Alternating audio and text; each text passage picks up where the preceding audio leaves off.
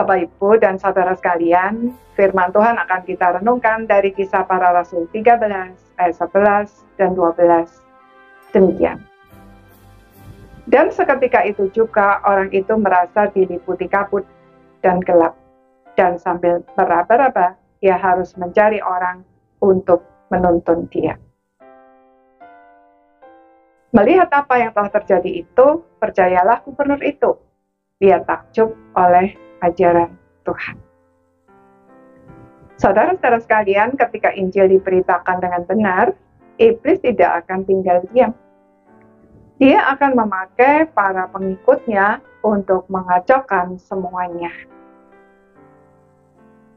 Barnabas dan Paulus memberitakan Injil di Pulau Siprus dan menjelajahi seluruh pulau itu sampai ke Pafos.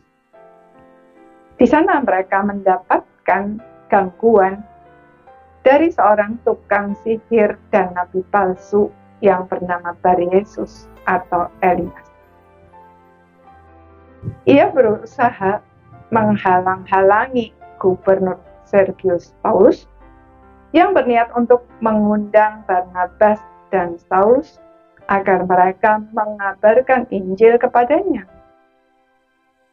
Dan dengan ilmu sihirnya yang menakjubkan itu, ia juga berusaha untuk membelokkan gubernur itu dari imannya. Namun dengan tegas, Paulus yang dipenuhi Roh Kudus menatap dia dan berkata, "Hai anak iblis, engkau penuh dengan rupa-rupa tipu muslihat dan kejahatan. Engkau musuh segala kebenaran. Tidakkah engkau akan berhenti membelokkan jalan Tuhan yang lurus itu? Sekarang lihatlah tangan Tuhan datang menimpa engkau, dan engkau menjadi buta. Beberapa hari lamanya engkau tidak dapat melihat matahari." Seketika itu juga apa yang dikatakan Paulus terjadi. Elimas buta. Melihat apa yang terjadi itu, gubernur itu menjadi takjub dan percaya serta menerima Kristus. Saudara, jika kita taat dan setia melakukan apa yang diperintahkan Tuhan, maka hambatan atau perlawanan memang tidak bisa kita hindari. Namun, perlawanan dan hambatan apapun tidak akan bisa menghalangi kita. Sebaliknya, Tuhan justru memakai semua itu untuk menyatakan kuasa-Nya. Semakin besar hambatan dan perlawanan yang dilakukan si jahat, akan semakin besar kuasa Tuhan dinyatakan. Karena itu, marilah kita melakukan apapun yang diperintahkan Tuhan dengan taat dan setia.